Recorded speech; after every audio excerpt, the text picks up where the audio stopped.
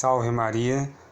Então vamos tratar aí do tema da campanha da fraternidade, um tema que está sendo bem discutido, especialmente pelos leigos conservadores. Você pode ver que a comunidade tradicionalista, ela nem se importa com a campanha da fraternidade, porque para ela indifere.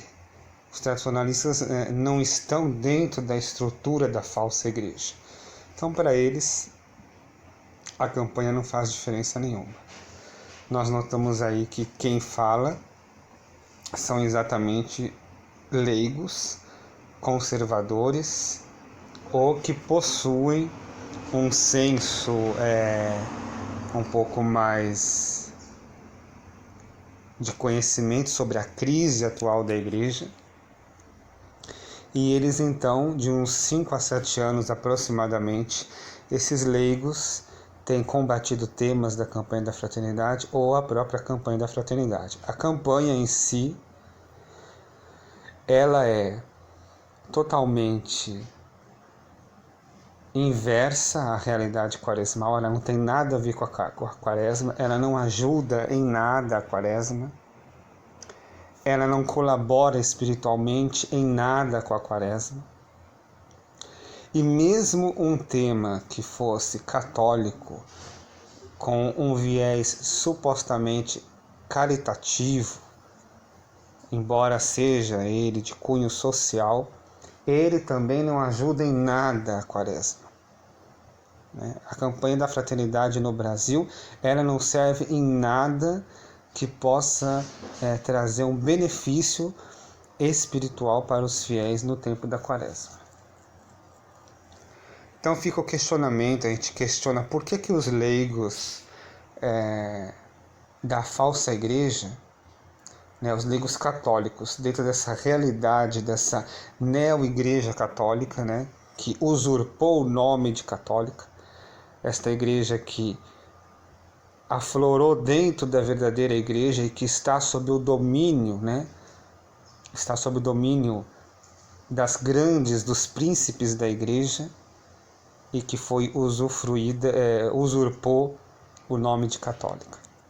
Então, esta igreja que está dentro da igreja verdadeira, que está na cúpula dela, os seus bispos, cardeais, a alta cúpula católica, ela é essa neo-igreja católica que nós podemos denominar a falsa igreja, podemos dizer assim. Então, por que os leigos da falsa igreja criticam tanto aqui no Brasil a campanha da fraternidade ou temas dela? Primeiro, vocês podem ver que a cada 5 anos aí o tema é ecumênico. O leigo católico já sabe que o tema é ecumênico. Já sabe que o acordo da CNBB é com a CONIC. Eles já sabem. Mas há essa revolta, esse espírito de revolta, da qual quase todos os anos, há da parte da CNBB um silêncio total ou um passa-pano quentes, em que quando você vai ver não termina e não resolve nada. Fica ela por elas. Não é a primeira vez que os leigos da falsa igreja tentam combater e eles têm como resposta ou silêncio ou panos quentes. A pergunta talvez ficaria: será que a insistência combatente, militante contra a campanha da fraternidade, todos os anos ou quase todos os anos, de forma especial, contra alguns temas, especialmente os ecumênicos ou temas não tão católicos, um dia vai ter resultado? Eu não saberia dizer.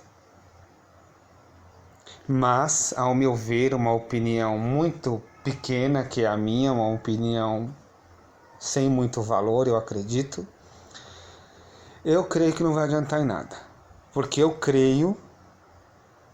acredito que a falsa igreja é corrompida e, portanto, ela não vai conseguir corresponder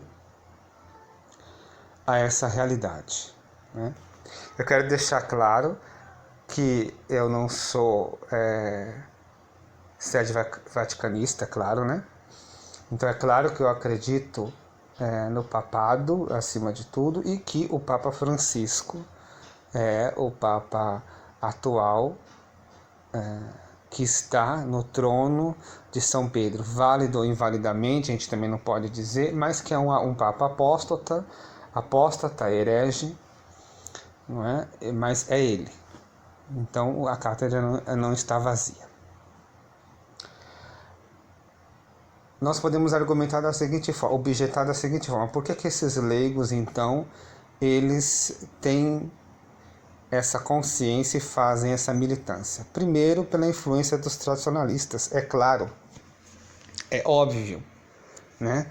Os tradicionalistas influenciam os leigos da falsa igreja por causa do seu modo de viver, por causa da sua apologia, da sua apologética, por causa da sua defesa à fé católica, e essa influência tradicionalista, auxiliado pela graça, uma graça atual que Deus envia, que Deus manda, né?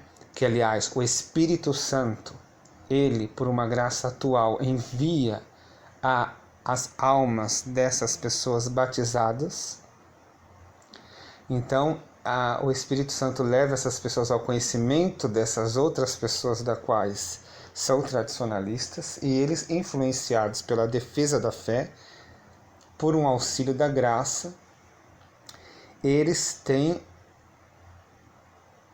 um derrubar das escamas nos seus olhos espirituais, eles conseguem ver a crise da igreja. Então esses católicos leigos, eles conseguem ver a crise da igreja, e eles notam que a crise da igreja existe.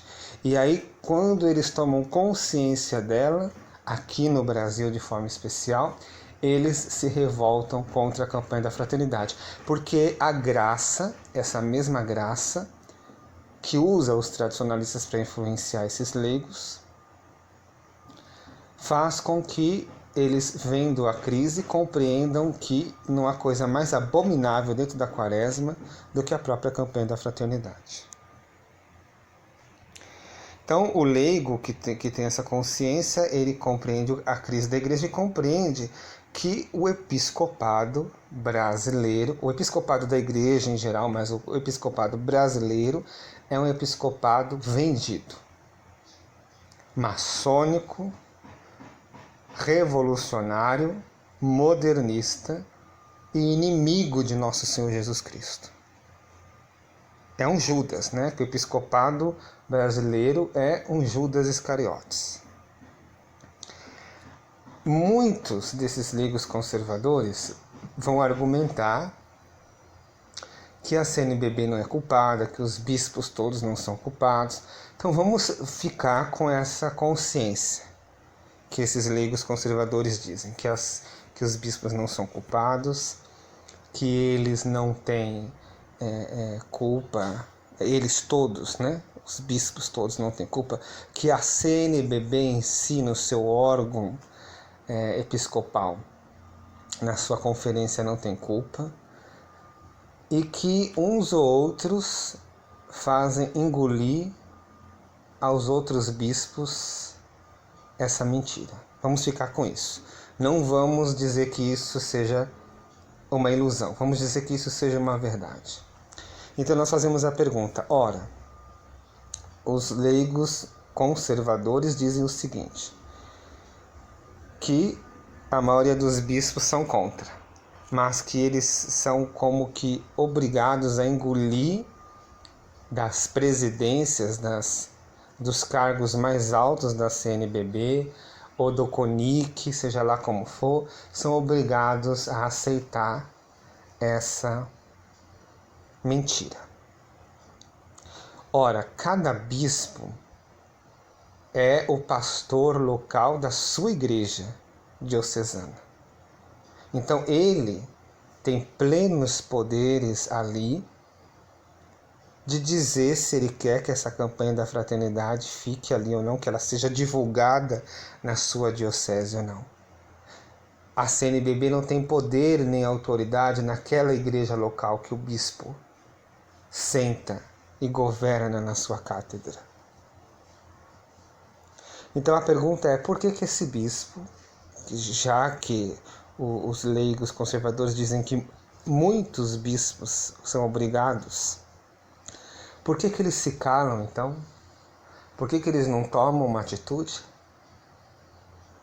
Por que eles não dizem não? Por que eles não tomam uma decisão firme de dizer não, aqui a campanha da fraternidade não vai ser propagada? Ou eu vou propagar ela, mas determinados temas aqui não serão aceitos? Então você nota dos supostos bispos que os leigos conservadores afirmam dizer que eles são obrigados a engolir, um silêncio. Apesar de você ver um ou outro bispo aqui ou acolá brasileiro falando contra a campanha da fraternidade, talvez de forma moderada, de forma educada, não é? Você consegue ver esse um ou dois bispos. Pelo menos aqui no Brasil nós temos dois bispos, né? Um da capelania militar, que não aceitou de jeito nenhum, porque para ele é mais fácil, o dinheiro envolvido é menos, o poder canônico envolvido é menos, ele consegue ter mais esse poder, essa facilidade, do que um bispo que possui uma diocese com centenas de paróquias, centenas de padres, que vai envolver muito dinheiro, porque tudo isso está relacionado ao poder e ao dinheiro. Então ele iria sofrer mais, não é? Mas se ele não quer proibir, ao menos que ele diga, como outro bispo já fez, né? Ele tem falado de forma moderada e de forma educada que ele não quer e não aceita a campanha da fraternidade. Então a pergunta é, onde é que estão esses bispos tão fabulosamente bons pastores que se calam? Então eu faço a pergunta aos leigos conservadores, aonde é que eles estão? E se realmente esses leigos conservadores, eles acreditam mesmo que esses bons bispos não aceitam e não querem a campanha da fraternidade, e por qual motivo que eles são tão forçosamente eles têm que acolher a campanha da fraternidade? Se, como eu disse há pouco, o bispo diocesano ele tem plenos poderes de fazer o que ele quiser na diocese dele, enquanto porque o bispo ele só está naquela cátedra diocesana para fazer uma única coisa: com que a fé católica seja vivida. É para isso que ele está lá. Ele não está para propagar nenhum tipo de obra social, porque isso, quem propaga as obras sociais são os institutos de vida religiosa, as congregações, os leigos é que propagam as obras sociais. Eles não estão ali para defender nenhum teor político partidário, porque isso também é um papel do leigo, não é? O bispo também não está ali naquela cátedra da sua igreja, da sua diocese, da sua igreja local, para propagar nenhum tipo de ideologia. Ele só está ali por uma única coisa: ser o defensor da fé católica. Então tudo tem que passar na mão dele para ele analisar se aquilo é católico ou não. Uma comunidade, ela tem que ser dita ao seu bispo para que o bispo veja se aquela comunidade é católica ou não. Então faz parte desse bispo saber se aquela campanha da fraternidade é católica ou não. Se ela não for católica, ele pode expressamente proibir. Eu estou falando da campanha da fraternidade, mas poderia ser qualquer tipo de tema que é dado. Então eu, na minha parca opinião, eu não acredito que esses supostos bons e fabulosos bispos bondosos e católicos, como dizem muitos leigos conservadores, Eu não acredito, eu posso estar errado, não é? Mas eu não acredito que eles sejam tão bons assim, tão católicos assim, a ponto de você ver um silêncio sepulcral que não muda em nada em cada campanha da fraternidade. Eu também, na minha parca opinião, eu acredito que o leigo conservador é um leigo meio que iludido, não é? Ele acredita, ele tem uma utopia com ele de que os bispos, a maioria dos bispos são católicos, que eles são bons, que eles defendem a fé católica, que eles são contra a campanha da fraternidade. Eu acredito, eu posso estar errado, que isso também é uma ilusão. Porque veja bem, se fosse verdade o que esses leigos conservadores dizem, que há uma boa quantidade de bispos contra a campanha, eles poderiam muito bem se reunir numa reunião geral da conferência e dizer, olha, nós somos contra, nós queremos terminar com a campanha da fraternidade, que eu acho que isso não vai conseguir porque está envolvido dinheiro, poder, e isso eu acho inviável. Então, ao menos que proibisse os temas ecumênicos pelo CONIC a cada 5 anos e que não fosse tido nenhum tema não católico pela campanha da fraternidade. O bom é que a campanha da fraternidade não existisse aqui no Brasil. Mas como eu disse, aqui está envolvido muito dinheiro, porque a coleta feita pela campanha da fraternidade é envolvido muito dinheiro. Atrás aí existe muitos poderes empresariais envolvidos. Então é uma situação difícil. Os meios que os leigos conservadores querem fazer com que a campanha da fraternidade seja desfalcada, boicotada, é claro que a primeira parte, o topo disso está a coleta, né? Se realmente esses leigos conservadores conseguissem que pelo menos 80% de todas as paróquias do Brasil não dessem a coleta, isso sim eu acredito que eles iriam conseguir derrubar a campanha da fraternidade. Porque o problema está no dinheiro. Acima de tudo é a coleta. Todo o viés ideológico da campanha da fraternidade não vai afetar os bispos da CNBB. Vamos colocar assim, a CNBB, não é? Porque parece que a gente está acusando todos os bispos. Vamos colocar então a conferência. Não vai atingir a conferência, nem o CONIC, se você bater de frente contra a ideologia. Isso não vai adiantar nada. O que vai adiantar é a coleta. Se esses católicos conservadores conseguissem com que 80% das paróquias nacionais não dessem a coleta, nós poderíamos dizer que aí sim seria uma briga de titãs. Aí sim nós iríamos conseguir ver um resultado coerente e de altura contra a campanha. Mas eu não acredito que os leigos conservadores consigam essa porcentagem de não doação na coleta. Então, o segundo plano que eles teriam seria combater contra as ideologias. Então, ficar batendo na tecla. Isso não é católico, isso não é católico, isso não é católico. O que é uma ilusão.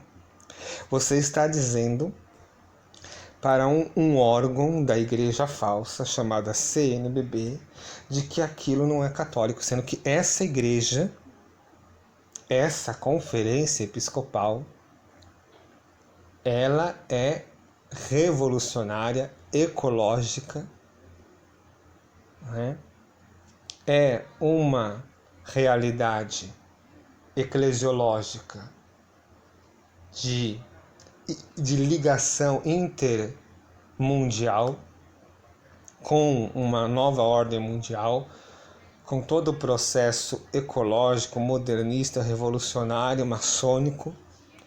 Então eu não acredito que isso vai adiantar, que isso vai ter um resultado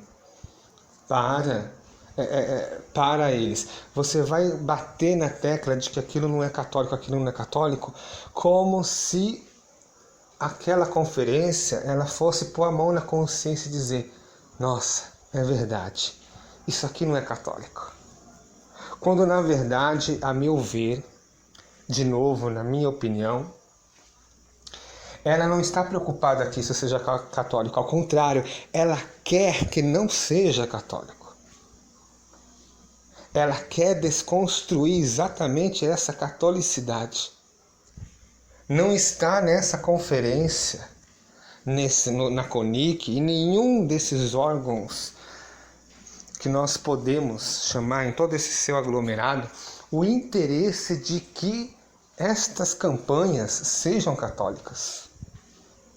Então você acusar a conferência, ou o CONIC, ou seja lá quem for, ou esse ou aquele bispo unido àquele ou aquela pastora, né? Porque os leigos têm acusado bispos com pastoras, como se fosse assim: esse daqui é o coitadinho, este bispo é a causa da comunhão com essa pastora desse mal.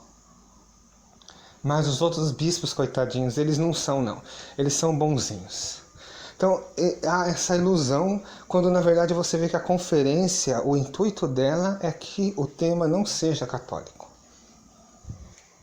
Não seja. Então, eu acredito também numa outra ilusão. Por fim, para tentar fazer um resumo, eu acredito que os leigos conservadores batem numa faca, onde cada vez mais eles se ferem a si mesmos, achando que eles estão ferindo alguma outra coisa, que eles estão atingindo, ou vencendo, ou tentando ter vitória. Eu não acredito, eu não posso dizer que continuar falando contra a campanha da fraternidade seria um erro. Talvez não seja, talvez seja bom.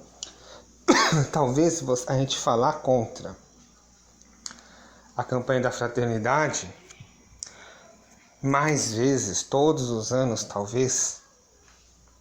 Se não tirar a campanha da fraternidade, ao menos diminuir o seu poder. Pode ser que isso aconteça, pode ser. Mas também é duvidoso. Também é duvidoso por quê? Porque quem coordena isso são a cúpula da igreja, da falsa igreja. Quem coordena isso? Quem está por detrás disso? São grandes empresários que envolvem muito dinheiro, muito poder. Então, são coisas que você pensa que é fácil, mas você nota que a estrutura é muito sólida e que esse castelo que parece ser de areia, na verdade ele é muito bem feito de concreto. Então você vai ter que ter muita força para derrubar.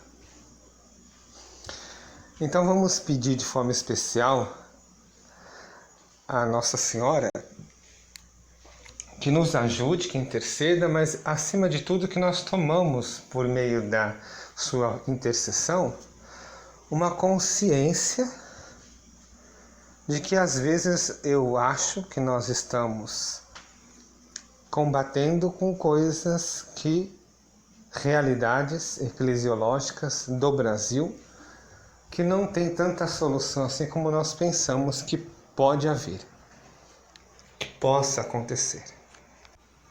Eu acho que os leigos conservadores, apesar de muitas vezes criticarem os tradicionalistas, apesar de eles serem influenciados pelos tradicionalistas, então eles deveriam ser gratos por isso e não combater os tradicionalistas, porque isso causa divisão.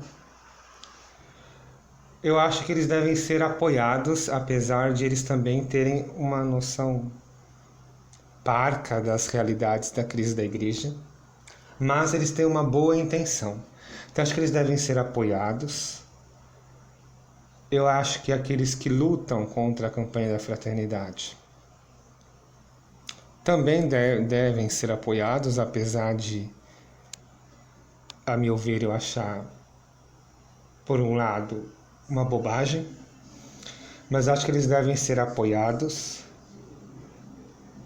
E eu acho que nós devemos ajudar os conservadores naquilo que